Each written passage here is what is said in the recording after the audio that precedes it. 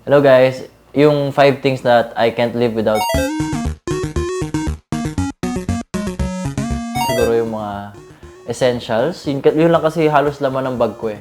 Mga jacket, damit, pants. In-anticipate ko kasi sa loob ng bahay na malamig talaga.